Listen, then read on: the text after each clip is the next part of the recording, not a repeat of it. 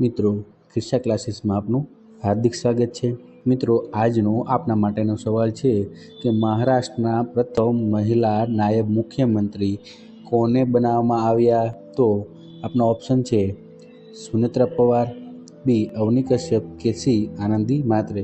મિત્રો, સાચો જવાબ મને કોમેન્ટમાં જરૂરથી જણાવો. મિત્રો, તાજેતરમાં આર્મી અને ઇન્ડો તિબેટિયન બોર્ડર પોલીસ વચ્ચે કઈ લશ્કરી કવાયત યોજાઈ? તો અહીં આપણો સાચો જવાબ રહેશે અગ્નિ પરીક્ષા નામની લશ્કરી કવાયત આર્મી અને ઇન્ડો તિબેટિયન બોર્ડર પોલીસ વચ્ચે યોજાઈ. આ કવાયતનું આયોજન અરુણાચલ પ્રદેશ ખાતે થયું હતું. મિત્રો, ઇન્ડો તિબેટિયનનું ટૂંકું નામ છે ITBP, જેની સ્થાપના 1962ના રોજ થઈ હતી. ઇન્ડો ચાઇના યુદ્ધ સમયને ધ્યાનમાં રાખીને આ પોલીસની રચના થઈ હતી. મિત્રો, જલંધરના આદમપુર એરપોર્ટનું નામ બદલીને ક્યું રાખવામાં આવ્યું છે?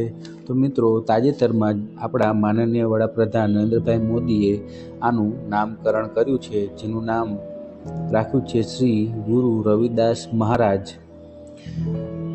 જે એરપોર્ટનું નામ રાખવામાં આવ્યું છે. મિત્રો, આ એરપોર્ટ પંજાબ ખાતે આવેલું છે તથા તે એરપોર્ટ સ્ટ્રેટેજિકલી ખૂબ જ મહત્વનું છે.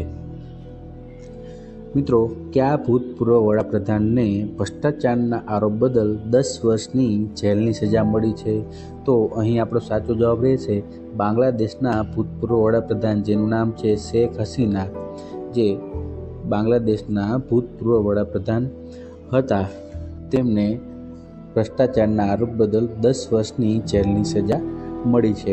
મિત્રો, હાલ બાંગ્લાદેશમાં કોઈ પણ વડાપ્રધાન નથી, પણ શેખ હસીના પછી જે રાજ કરતા હતા તેનું નામ હતું મોહમ્મદ યુનુસ.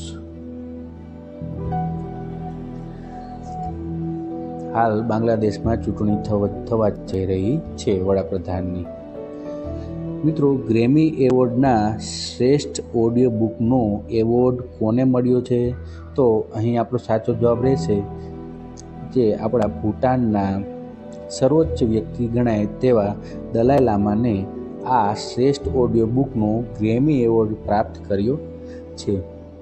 મિત્રો, આ ગ્રેમી એવોર્ડ અમેરિકાના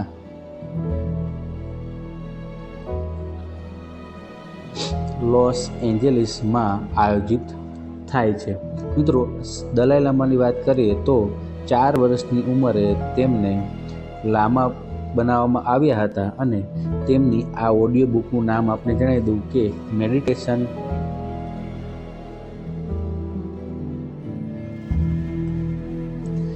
meditation the reflection of the happiness the Dalai Lama. મિત્રો, હાલમાં કોસ્ટારિકાના નવા રાષ્ટ્રપતિ તરીકે કોને ચૂંટવામાં આવ્યા છે? તો અહીં આપણો સાચો જવાબ રહેશે લોરા ફર્નાન્ડીઝને. એક મહિલા રાષ્ટ્રપતિ છે, તે કોસ્ટારિકાના બીજા મહિલા રાષ્ટ્રપતિ તરીકે ચૂંટાઈને આવ્યા છે. મિત્રો, કોસ્ટારિકાની વાત કરીએ તો તે સેન્ટર અમેરિકાનો એક દેશ છે. મિત્રો, જો આપનો વિડીયો પસંદ આવતો હોય તો લાઈક કરો, તમારા મિત્રો સુધી શેર કરો અને ચેનલને સબસ્ક્રાઈબ જરૂરથી કરજો. મિત્રો, ઓસ્ટ્રેલિયન ઓપન પુરુષ 2026નું ગ્રાન્ડ સ્લેમ કોને પોતાના નામે કર્યું? તો અહીં સાચો જવાબ રહેશે કાર્લોસ અલ્કરાઝે ઓસ્ટ્રેલિયન ઓપન પુરુષ 2026નું ગ્રાન્ડ સ્લેમ પોતાના નામે કર્યું છે. તેઓ હાલ ફક્ત 22 વર્ષની ઉંમર ધરાવે છે અને 4 ગ્રાન્ડ સ્લેમ પોતાના નામે કર્યા છે. કાર્લોસ અલ્કરાઝનું પ્રથમ ગ્રાન્ડ સ્લેમ ઓસ્ટ્રેલિયન ઓપન પ્રથમ ગ્રાન્ડ સ્લેમ છે. તેમને નોવાક જોકોવિચને હરાવીને આ ગ્રાન્ડ સ્લેમ પોતાના નામે કર્યું છે. મિત્રો, કાર્લોસ અલ્કરાઝની વાત કરીએ તો તેઓ સ્પેનના વતની છે. મિત્રો, ઓસ્ટ્રેલિયન ઓપન મહિલા 2026 ગ્રાન્ડ સ્લેમ કોને પોતાના નામે કર્યું? મિત્રો, પુરુષમાં આલ્કરાજે જીત્યું છે અને મહિલાની વાત કરીએ તો મહિલાએ જેનું નામ છે અલીના રાયબકીનાએ આ ગ્રાન્ડ સ્લેમ પોતાના નામે કર્યું છે. મિત્રો, આ લેડીને આઈસ ક્વીન તરીકે પણ ઓળખાય. આઈસ ક્વીન તેનું ઉપનામ છે અને તેઓ રમતમાં ખૂબ જ શાંત સ્વભાવથી જીત પોતાના નામે કરે છે.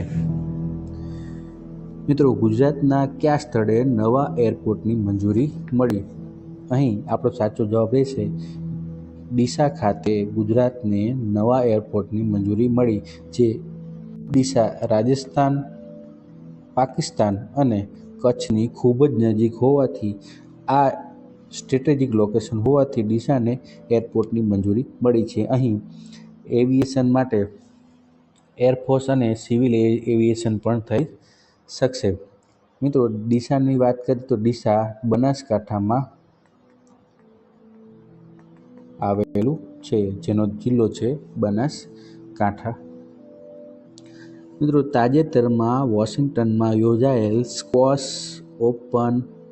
સ્ક્વોશ ઓન ફાયર ઓપનનું ટાઇટલ કોણે જીત્યું?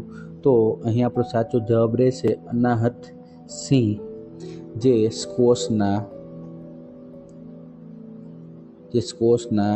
ખૂબ જ સરસ પ્લેયર છે અને તેઓ જે વોશિંગ્ટનની ઇવેન્ટ પહેલાં બ્રિટનમાં પણ ખૂબ જ સારું પ્રદર્શન કરીને ત્રીજો રેન્ક લાવ્યા હતા. મિત્રો, અનાહત સિંહની વાત કરીએ તો તેઓ દિલ્હીના વતની છે અને હાલ 17 વર્ષનું આયુષ્ય ધરાવે છે. મિત્રો, હાલમાં ઉપમુખ્યમંત્રી પદ પર બિરાજમાન સુનેત્રા પવારને કયું ખાતું સોંપવામાં આવ્યું છે?